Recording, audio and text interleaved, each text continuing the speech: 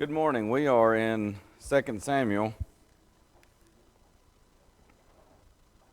We started the book last week. We kind of got caught in no man's land 2 weeks ago and had to finish 2 Samuel, or finish 1 Samuel, and then start. I was trying so hard 2 weeks ago to get it where we would just start with 2 Samuel. But again, they're one book in the original, so it's not a big deal either way. But we left off last week at the end of chapter 2. Of course, Saul is dead. His sons also, Jonathan especially, David's best friend, is dead.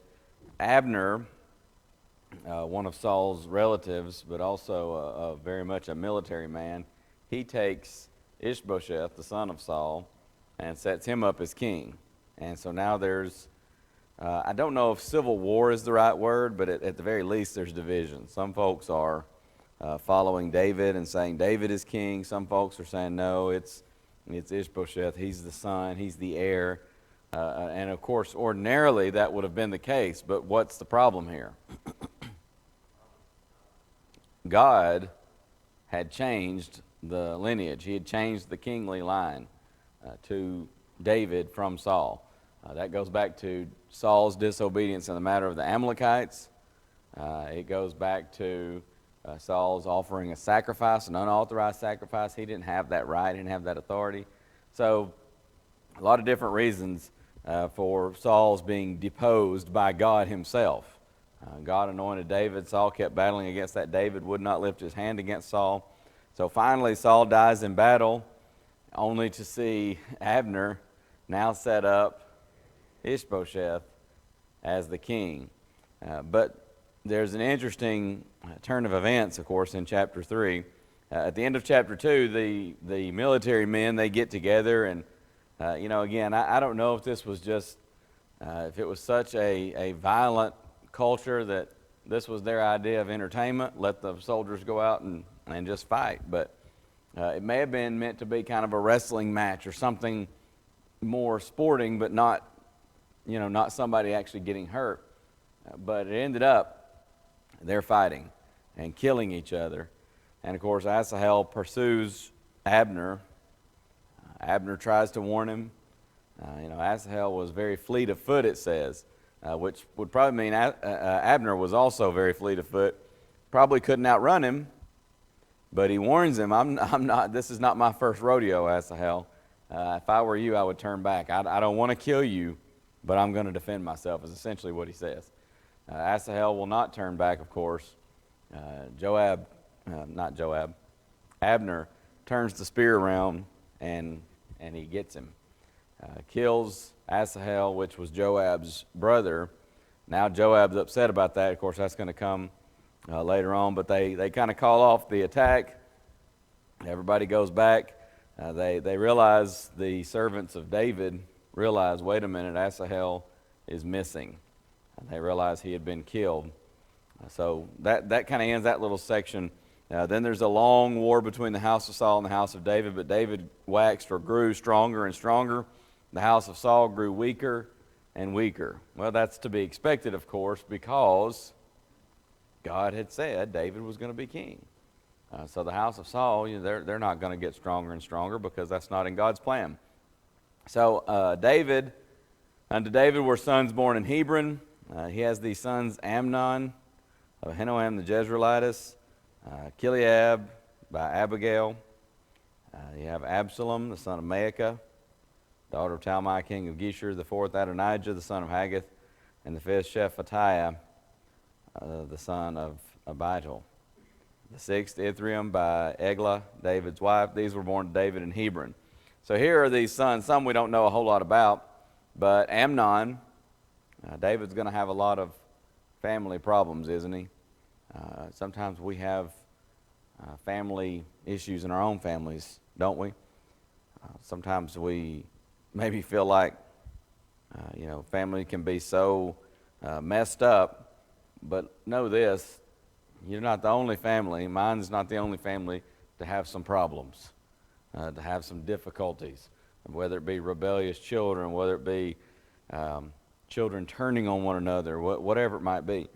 David's family had that. And, of course, this all goes back to his sin. We'll cover that when we get there. But Amnon is going to end up raping his half-sister. His behavior is going to turn tragic for David and his entire house. It's going to set the tone for things for the rest of David's reign. Absalom is going to end up killing Amnon. He's going to rebel against his father, David the king. We'll see that later on. Adonijah, you don't read a whole lot about him, but when Solomon takes over, Adonijah is going to try to, or just before Solomon takes over, Adonijah is going to try to usurp the throne, and he ends up trying to take over the throne. So, a lot of problems in David's family, and sometimes that happens with families. People grow up and they're individuals and they have free will, and they don't always exercise that free will in the best way, do they? So, again, it's easy to feel like, wow, what's wrong with us? Our family is so messed up. And that's not to minimize sin, but it's to help us to understand these are not problems unique to you, to me. These are people problems. Families sometimes go through difficulties. And David's was no exception, even as the king of Israel and as blessed as he was by God. So there's war between the house of Saul and the house of David. Abner made himself strong for the house of Saul. In verse 6, Saul had a concubine whose name was Rizpah, the daughter of Aiah, or Aiah, however you pronounce that. Ishbosheth says to Abner, "Wherefore hast thou gone in unto my father's concubine?" He makes an accusation. There's no indication why he made this. I think every indication is that it was completely false. Maybe somebody planted this idea. Maybe he just had a moment of weird jealousy or something. I don't know, but boy, don't you know he regretted it later?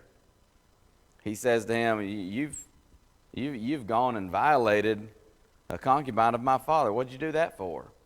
And buddy, that upset Abner, to say the least. My mom would say he was mad as an old wet hen. Abner was very wroth for the words of Ishbosheth. And he said, "Am I a dog's head which against Judah do show kindness this day unto the house of Saul thy father, to his brethren and to his friends, and have not delivered thee in the hand of David, that thou chargest me today with a fault concerning this woman?" It's almost as if he says, you know that's a filthy lie. It's an insult for you to even say something to me like that. And he says, "So do God to Abner, and more also, except as the Lord has sworn to David, even so I do to him," to David, "to translate the kingdom from the house of Saul, and to set up the throne of David over Israel and over Judah, from Dan even to Beersheba." We talked about that before. Dan in the north to Beersheba. In other words, we would say coast to coast in America. And he could not answer Abner a word, again, because he feared him. He doesn't say a word. He knows he crossed the line. And he knows that, number one, Abner could whoop him. This is a military man. He's not to be trifled with. Number two, he knows, being a military man, such an honorable man, such a leader, he would have troops at his disposal. So at this point, Ishbosheth is choosing his words very carefully. It's a shame for his part. Obviously, it's good for us because this is all in the big picture of the Messiah coming into the world. But it's unfortunate for Ishbosheth that he didn't choose his words a little more carefully before this point. But now he is, of course. Now he's holding his peace. Well, he should have held his peace before and never even said what he said. But Abner sent messengers to David on his behalf, saying, "Whose is the land?" Saying also, "Make thy league with me, and behold, my hand shall be with thee, to bring about all Israel unto thee." And so David says, "Okay, well, I will make a league with thee, but one thing I require of thee. That is, thou shalt not see my face, except thou first bring Michal, Saul's daughter, when thou comest to see my face." So he says, "Okay, we'll make a pact." Of course, he doesn't know. He doesn't know that. Y'all have to bear with me. Abner and Joab. I've studied this account for. I've been preaching for a little over 20 years. I don't know why. To this day, will sometimes say Abner when I mean Joab, and Joab when I mean Abner. So I hope y'all will just fact check me on the biblical account, because I may say the wrong name, and I've caught myself like 3 times already, so I'm just going to throw that disclaimer out there if it happens. David doesn't know that Abner is upset at his master. There might be some, okay, what's going on here? Is this really? Is this a trick? So David says, oh, okay, he's not jumping on the chance like you would expect. You read what happens with Abner and the so-called king Ishbosheth, and you kind of want to say, take the offer, David. Make the pacts, make the alliance. But David doesn't know all this, and so he says, we'll make a deal. You bring my wife to me. Now, what was the situation with Michal? Does anybody remember this? Yeah, Saul had offered to make David his son-in-law, and David had said, I'm not even close to being worthy to be the king's son-in-law. And so they said, we'll go 200 foreskins of the Philistines, and you'll. So he says, or it was 100. David went and doubled it, and so he killed 200 Philistines to come back, and that was kind of the dowry. And even then, he still felt, sort of unworthy to be considered part of the king's family. Well, at some point when all this stuff is going on, where Saul is losing his mind and trying to kill David, Saul just takes his wife and basically takes David's wife, basically cancels the marriage. But they were already married. They had come together as husband and wife, so it wasn't like, he's just calling off the marriage. They were married. He just takes his David's wife and gives her to another man, a man named Phaltiel. So David says to Abner, we'll make this pact if you bring my wife back to me. Does David want his wife at this point? In fact, they're going to have a falling out in chapter 6. Chapter 6. So does he want his wife at this point? Is this a test? I don't know. These are questions that I'm throwing out there, and I don't think any of us can answer definitively, but I'm just saying these are kind of things that I think about as I study through this. Maybe it's just meant to be a test. But anyways, David sent messengers to Ishbosheth, Saul's son, saying, deliver me my wife Michal, which I espoused to me, for 100 foreskins of the Philistines. And Ishbosheth sent and took her from her husband, even from Phaltiel, the son of Laish. And her husband went with her along, weeping behind her to Bahurim. Then said Abner unto him, go, return. And he returned. So David sends messengers to Ishbosheth, which is interesting because he sends these messengers to Ishbosheth, probably out of respect for him as Saul's son. Saul had done this. Maybe, maybe he figures Saul did this, so I'm going to send word to Saul's son. And maybe, here's another guess, and again, this is guessing, but I think it's probably an educated guess. At some point, Abner may have told him, I'm defecting, and trust me, you're going to want my support because I can make sure I've got enough power. And it might very well be that David, and if so, this is a pretty wise move. David's kind of saying, let's see how much power you got. Go tell Ishbosheth to send my wife back. And if you've really got power, he'll do it. If he's really that scared of you, he'll do it. If he's not, he's going to say, no, I'm not doing that. So it might very well be a test. Let's see how much influence you really do have, Abner. And of course, Ishbosheth does it. And that brings us to the next question. Why on earth, if you're Ishbosheth, do you do this? Well, again, I think he knows just how influential Abner was. And he says, I'm not going to backtalk him. This is what he wants. And it may be that it wasn't really that big a deal to Ishbosheth. So, whatever the reason, David sends word to Ishbosheth. Ishbosheth sends her. And so that's his, and it's a sad situation here because now she's with this fellow Phaltiel. He goes along weeping behind her, and so he doesn't want her to leave. But finally, Abner says, "You need to go." It's sort of an unfortunate situation that again, Saul helped to create with his just spite toward David. And that seems, we're never actually told that's why he gave David's wife to another man, but I think that's pretty, almost obvious that he's just trying to spite David. He's just trying to do something to sort of upset David, just to sort of, I'll show him. But now you're going to have Abner. He communicates with the elders of Israel, saying, you sought for David. I got pages sticking together here. You sought for David in times past to be king over you. Now then, do it. For the Lord hath spoken of David, saying, by the hand of my servant David, I will save my people Israel out of the hand of the Philistines and out of the hand of all their enemies. Abner also spake in the ears of Benjamin.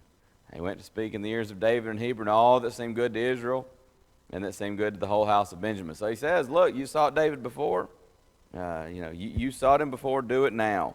Now's the time. So now he comes to David with 20 men, verse 20. And David makes him a feast. And so Abner says to David, I'm going to rise and go, gather all Israel unto my lord the king, that they may make a league with thee, and that thou mayest reign over all that thine heart desireth. David sent Abner away, and he went in peace. So they've kind of cemented this alliance. And Abner says, I'm going to go, and I'm going to do the legwork, and we're going to take care of this, and the kingdom is going to be united to you, David. But when Joab, verse 23, and all the host that was with him were come, and they told Joab. Some other folks told Joab, hey, have you heard what happened? No, what happened? Well, Abner's been here. Abner? Yeah, the king sent him away. He's gone in peace. And you can almost hear Joab going, do what? Abner was here, and not only did we not kill him, we sent him away in peace, the leader for the other side. So Joab comes to the king and says, what have you done? What are you doing, king? You're going to see Joab was, I don't deny he was a tough, rough and tough kind of guy, not someone to be messed with. But a lot of times you're going to see with Joab, he's just kind of a jerk. And a very, very violent man.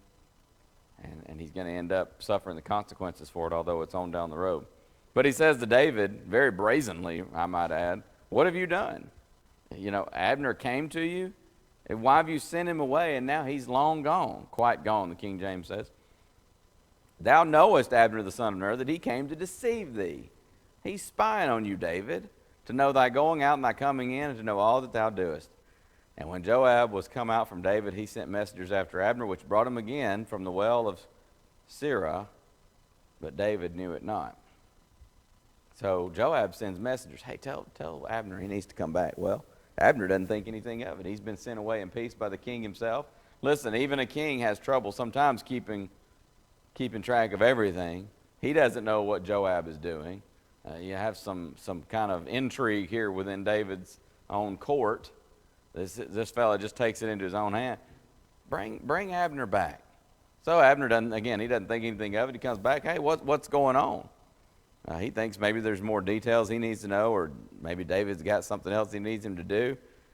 But anyway, verse 27, when Abner was returned to Hebron, Joab took him aside in the gate to speak with him quietly and smote him there under the fifth rib, that he died for the blood of Asahel, his brother. He says, hey, come over here and let's talk. And he pretends like he wants to talk to him, but he just, we might even say he cheap shots him and kills him.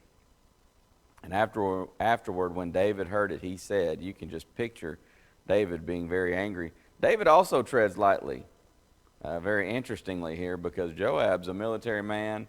Again, there are going to be troops. It may just be that David also is, he's trying to keep the peace. He realizes there's been enough upheaval in the kingdom. But you can tell David is treading lightly here, because other occasions David doesn't handle things so tactfully. But David says, I and my kingdom are guiltless before the Lord forever from the blood of Abner the son of Ner. Let it rest on the head of Joab and on all his father's house, and let there not fail from the house of Joab one that hath an issue, or that is a leper, or that leaneth on a staff, or that falleth on the sword, or that lacketh bread. Speaking prophetically here, whether he knows so or not, saying that, the house of Joab will always have someone who's sick, lame, hungry, leprous, or dying in war. So Joab and Abishai, his brother, slew Abner because he had slain their brother Asahel at Gibeon in the battle. By the way, Abner had made this pact with David, and I wanted to mention this earlier, and I forgot. Why? Sometimes people want to know why does Abner make a league with David? First of all, there's the incident with Ishbosheth. Maybe that's enough, maybe not. I don't know, but I had a couple of notes down here where, probably also Abner is starting to see the big picture here. He got defeated by Joab there in chapter 2. At the end of chapter 2, they had their men kind of battling, and whether they were wrestling or whatever was going to go on there originally, it breaks out into a full-on battle. And Abner's forces are defeated by Joab's. So maybe he realizes this is kind of the shape of things to come. He's fleeing from David's forces. He's going to have to kind of move around a lot just to do that. He probably, I don't have any doubt that the people in the kingdom knew about God's promise to David that he's going to reign. And so then on top of all of this going on, Ishbosheth at just, providentially the right time insults him, and now that was just kind of the last piece of the jigsaw puzzle. And Abner says, you know what, I'm done. This has been a losing battle anyways, and now you've got the nerve to insult me like that. I'm headed over to David's side, and I'm going to make sure David ends up just exactly as God has said, and he's going to reign over all Israel. So probably that would probably help explain that. There was something else I was looking for. Oh, yeah. You're going to find out, or you find out earlier in the book of Numbers, there are these cities, and they're spread out very evenly throughout the land of Canaan. There are 3 on one side of the Jordan and 3 on the other side of the Jordan. And what are those cities? Cities of refuge. And so there's for someone who, what? Does anybody remember this? More particularly, not just who kills someone, but, it wasn't on purpose, accident. So in other words, it's not murder.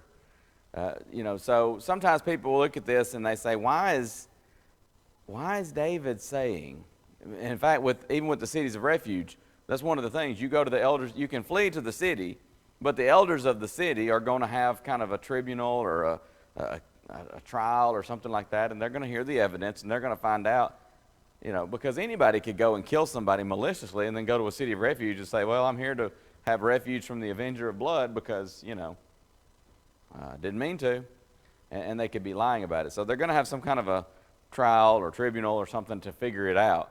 And if you did do it on purpose, out you go. You're not staying in the city of refuge. Yes, sir. In Hebron, yeah. So people sometimes read this and they say, why is David saying, let the blood of Abner rest on the head of Joab, when Abner killed Joab's brother? And the avenger of blood typically was a near relative, such as a brother. I think there are probably a few different reasons we could give for this. Obviously, Abner would not have been eligible to seek asylum in a city of refuge, because was it accidental? No, there was nothing accidental about it at all. I think a couple of things come to mind. Number one, I think Jimmy just mentioned this, it was war. It's a battle situation. It's kill or be killed. Number two, and again, David is speaking prophetically here, doesn't know all of this, but number two, God knows, at least, I think if I recall twice, that Abner says to Asahel, stop, don't pursue me, I don't want to kill you. It seems, the indication seems to be that Abner was much older. He's kind of the seasoned soldier, and he's saying, look, kid, I don't want to hurt you, but if you keep this up, I will, because I'm not going to sit here and let you just kill me. So there's that to consider as well. There's also the fact that Abner had come to David, and I think it's twice, right? I know it's more than once, that it's mentioned David sent him away, quote, in peace. And so Joab sends messengers that says, bring him back under the auspices of, I just need to tell you something, got a message for you or whatever. He deceived him. Even with the avenger of blood, there's no deceit about it. I'm coming for you as the avenger of blood. So, a lot of different reasons. I think the biggest reason is just battle. It's battle.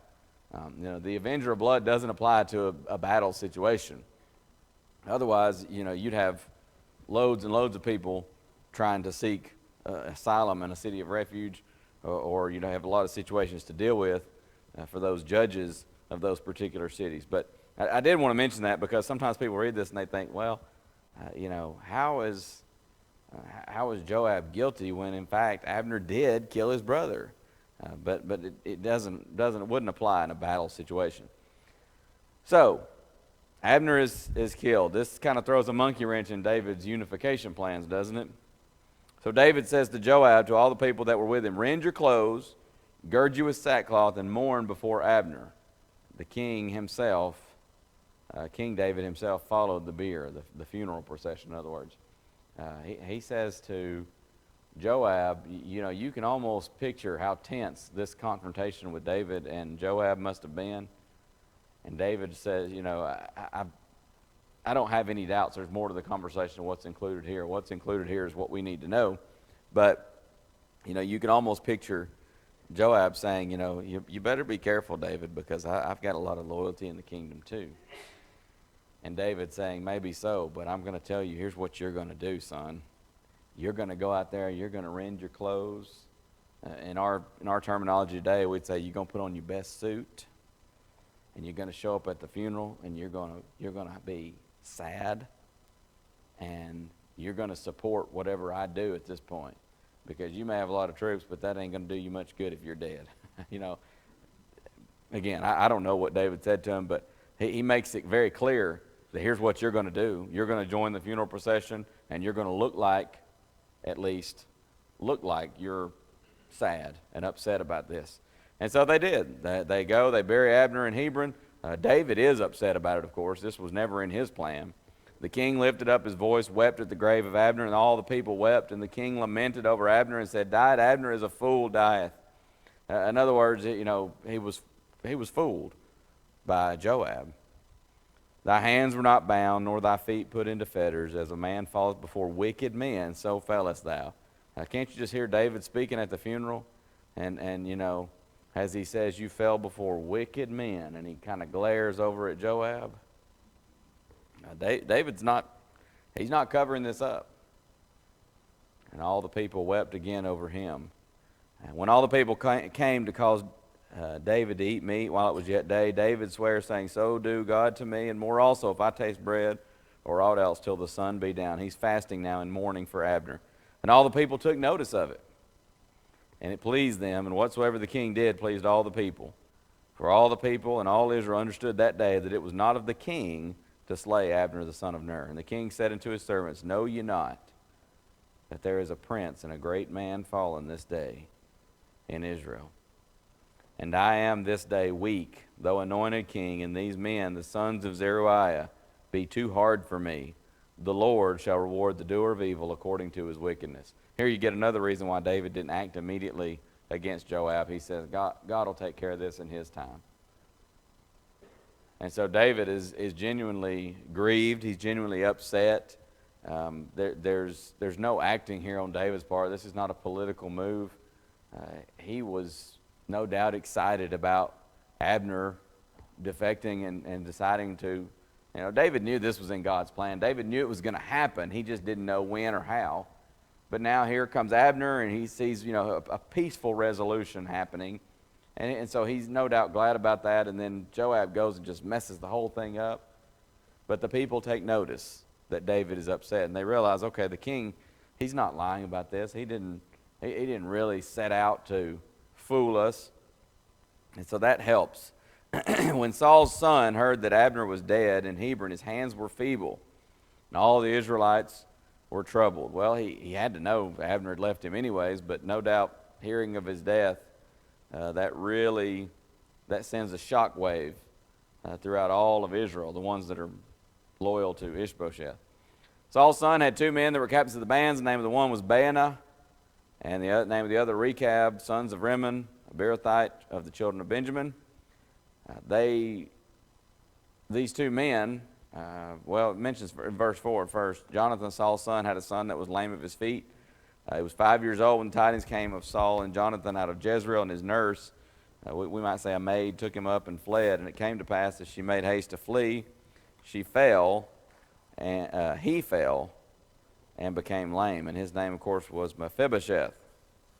But these sons of Rimmon the Beerothite, Rechab and Baanah, they came about the heat of the day, around noontime, to the house of Ishbosheth, who lay on a bed at noon.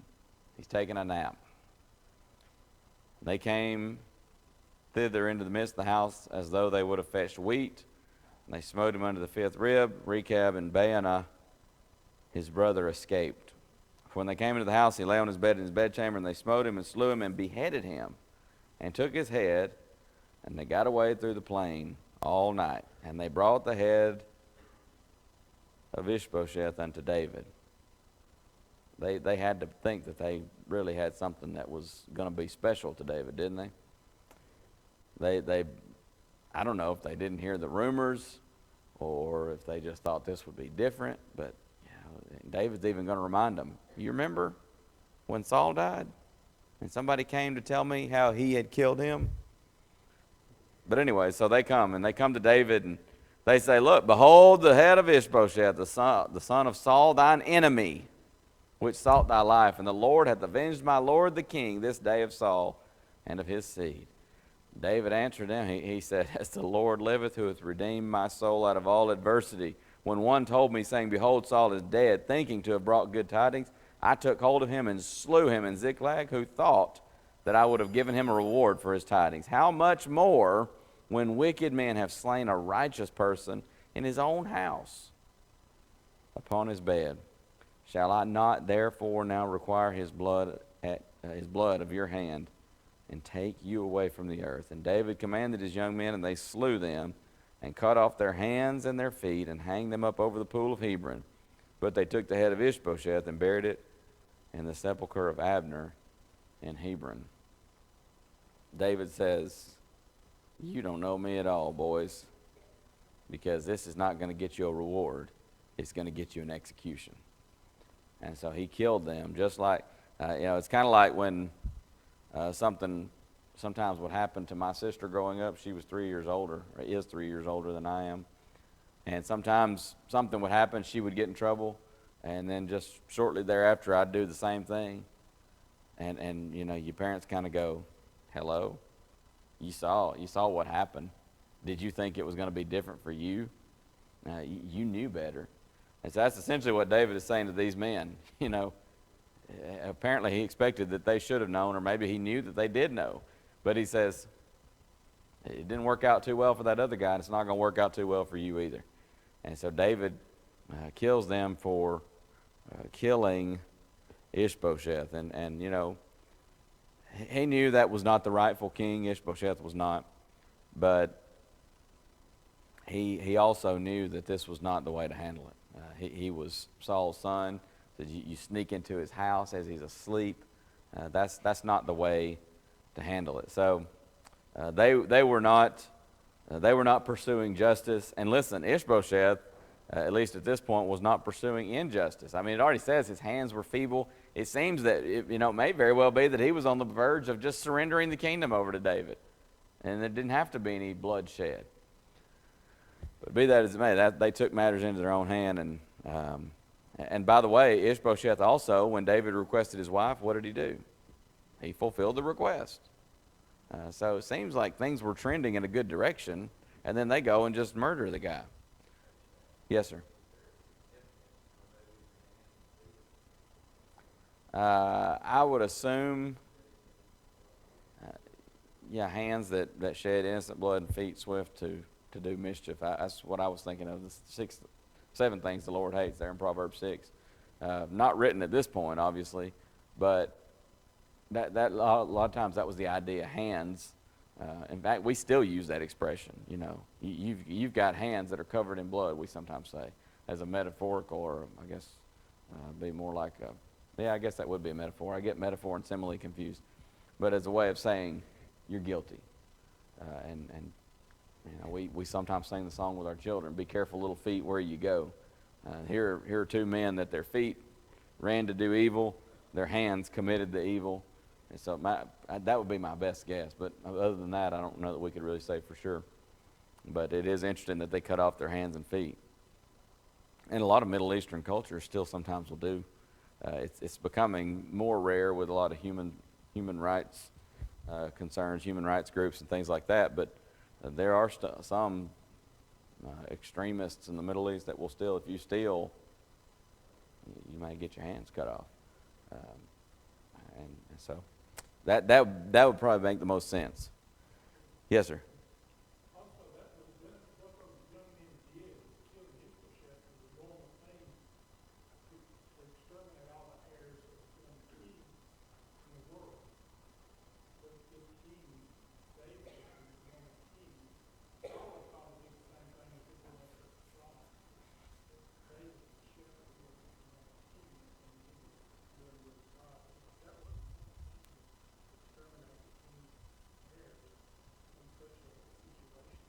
It is interesting because you're right. That's just typical standard procedure. You know, you become a king, you get rid of all the threats to the throne, and you see this throughout the Middle Ages and you know, all those English differences in the throne. If someone else took over the throne, they're trying to kill. You see it even in Judah with Athaliah.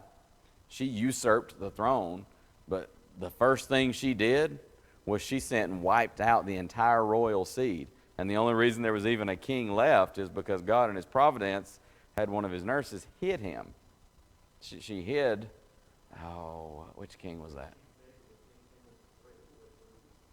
I don't think so. And David was just not your typical king. He wasn't like, you know, he wasn't a career politician, we might say. He was a shepherd that God promoted to king. And, you know, that's not his M.O. Go kill everybody who's a threat to you. He didn't do that with Saul. He's not going to do that with Saul's son. And he's very upset with someone who would think that that's how he operates. I think he took it as a personal insult as much as anything. Certainly seems that way. But David doesn't put up with it. And so we'll pick up there with chapter 5, Lord willing, next week and see where David becomes king over all Israel. And now everything really, the timeline really zooms in on David. And a lot will happen in his reign. And, you know, David's a great king, but as you're going to see, he's human. He makes mistakes. Thank you. We'll have a break before our worship period. Thank you very much.